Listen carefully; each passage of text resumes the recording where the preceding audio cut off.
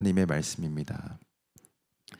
오늘 본문은 어제 우리가 살펴본 본문과 완전히 대조를 이루는 말씀입니다. 어제 새벽에 저희들이 이 마태복음 15장 앞부분을 통해 이 장로의 유전, 그러니까 유대인들이 대대로 지켜오던 그 전통 때문에 정작 예수 그리스도를 영접하지 못했던 그 바리새인들에 대해서 살펴봤습니다. 그러니까 바리새인들이 주장했던 것은 예수님의 제자들이 떡을 먹을 때 손을 씻지 않았다는 이유로 그들이 부정해졌다는 것이었는데, 예수님은 그들에게 입으로 들어가는 것이 정결함을 결정하는 것이 아니라 입 밖으로 나오는 것이 정결함을 결정한다고 말씀하시면서 정작 비본질을 붙드는 바리새인들을 책망하시고 우리 마음 가운데 오직 예수 그리스도로 충만해져야 한다라고 어제 말씀을 통해 살펴봤습니다. 오늘 말씀은 우리가 붙들고 의지해야 하는 그 본질이 그러면 무엇인가에 대해서 잘 보여주는 말씀입니다. 먼저 21절을 다시 보면 예수께서 거기서 나가사 두로와 시돈 지방으로 들어가시니, 그러니까 바리새인들과 서기관들이 전통에 대해서 강조하면서 계속적으로 예수님을 책잡게 되자 예수님이 장소를 아예 옮겨버리는데, 보시면 두로와 시돈 지방으로 들어가셨다라고 기록하고 있습니다. 그러니까 이 두로와 시돈은 갈릴리 북쪽 지방에 있는 이방 도시였습니다.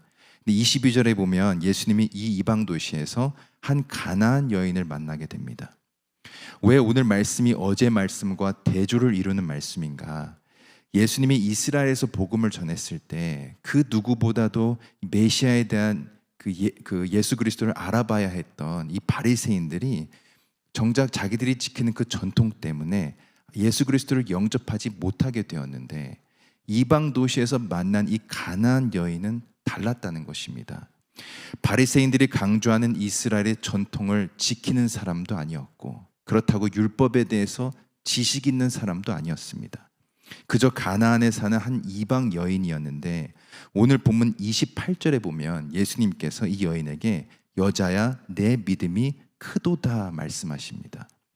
전통을 잘 알고 겉으로 흠없는 모습이었기 때문에 믿음이 크다는 것이 아니라 바리새인들이 붙들지 않았던 그 본질을 붙들었기 때문에 믿음이 크다는 칭찬을 받았다는 것입니다. 그렇다면 이 가나안 여인이 붙들었던 것이 무엇이었을까? 먼저는 예수님을 자기의 주인이자 메시아로 붙들었다는 것입니다.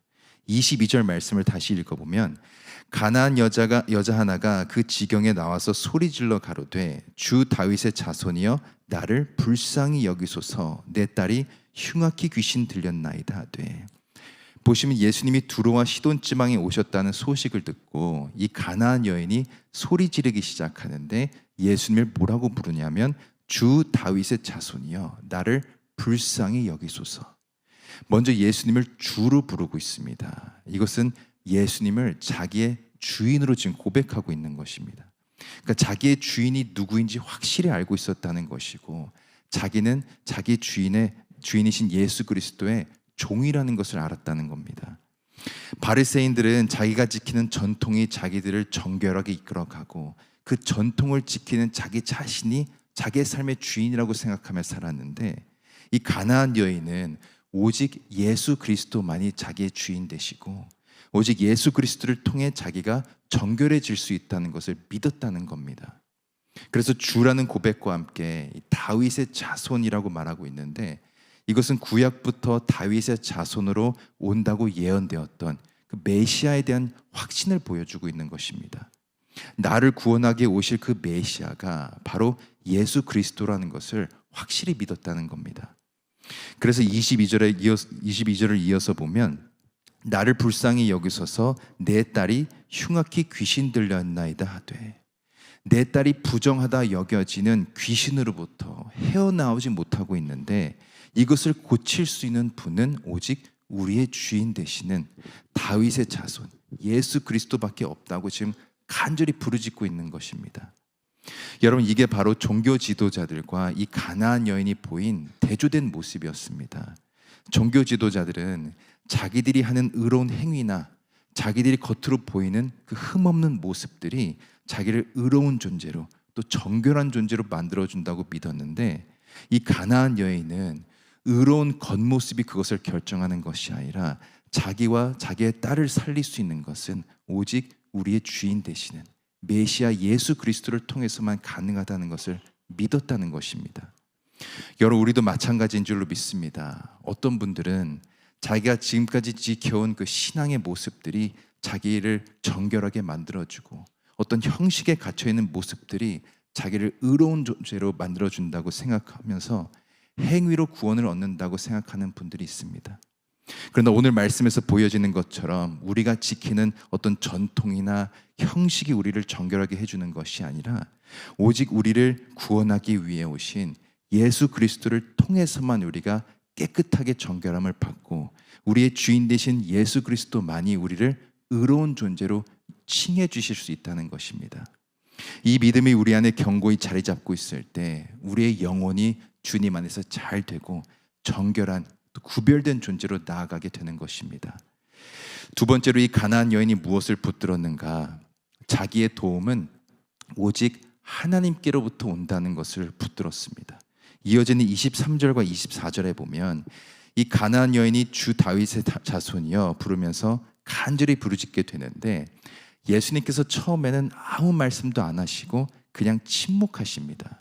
그러자 제자들이 와서 예수님한테 예수님, 뒤에서 어떤 여자가 자꾸만 소리 지르는데 그냥 빨리 고쳐주고 돌려보내는 게 낫지 않습니까? 간청합니다. 여기에 예수님이 뭐라고 하시냐면 나는 이스라엘을 구원하러 왔지 다른 데로는 보내심을 받지 않았다 말씀합니다. 이것은 이스라엘만 구원하러 오셨다는 것을 의미하는 것이 아니라 이스라엘을 먼저 구원하러 왔다라고 말씀하신 것인데 이것은 예수님이 다른 의도로 하신 것이 아니라 이 가나안 여인의 믿음을 확인해 보고 싶으셨던 것입니다. 이 가나안 여인 마음 안에 예수님이 아니면 절대로 안 된다는 믿음이 있는지 아니면 여러 군데 도움을 요청하는 과정에서 예수님도 그냥 한 부분으로 자리 잡고 있는 건지 확인하고 싶으셨던 것입니다. 그래서 어떻게 보면 거절의 의사를 밝히면서 나는 이스라엘을 먼저 구원하러 왔다 말씀하시는데 이 여인이 25절에 뭐라고 말하냐면 여자가 와서 예수께 절함을 가로되 주여 저를 도우소서. 보시면 여인이 먼저 예수님 앞에 절했다고 나옵니다. 여기서 쓰인 이 절하다는 단어를 원어로 보면 어떤 신적 대상에게 경외감을 표시할 때 쓰인 단어가 쓰였습니다. 그러니까 이 가나안 여인이 예수님 앞에 절했다는 것은 절대적인 존재 앞에 자기의 모든 것을 다 내려놓았다는 것을 말해줍니다. 그러면서 뭐라고 말하냐면 주여 저를 도우소서. 여러분, 이것은 단지 누구에게 도움을 요청하는 그 요청이 아닙니다. 하나님, 저는 하나님 아니면 안 됩니다. 저의 도움은 오직 하나님께로부터 온다는 것을 믿사오니 저를 불쌍히 여기소서. 전능하신 하나님께 모든 것을 내려놓고 탄식하며 부르짖고 있는 것입니다. 여러분, 하나님께서는 우리가 하나님을 단지 어떤 수단으로 여겨서 내가 받을 수 있는 여러 도움들 가운데 그냥 하나로만 생각하기를 원하지 않으십니다. 하나님, 저는 하나님 아니면 안 됩니다. 나를 도울 수 있는 분은 오직 하나님 한 분뿐임을 믿사오니 저를 도와주옵소서. 하나님만 붙들기를 원하신다는 겁니다. 그래서 오늘 본문을 이어서 보면 가나안 여인이 예수님 앞에 절하면서 도와달라고 말하는데 예수님이 조금은 섭섭한 말씀으로 또다시 거절하십니다. 26절에 대답하여 가라사대 자녀의 떡을 취하여 개들에게 던짐이 마땅치 아니하니라. 또다시 이스라엘을 먼저 구원해야 한다는 의미로 말씀하시는데 이번에는 더 강한 어조로 자녀의 떡을 개들에게 주는 것이 마땅치 않다고 말씀하시는, 그러니까 어떻게 보면 이방인 여자의 입장에서 봤을 때 조금은 섭섭하게 들릴 수 있는 말씀이었습니다.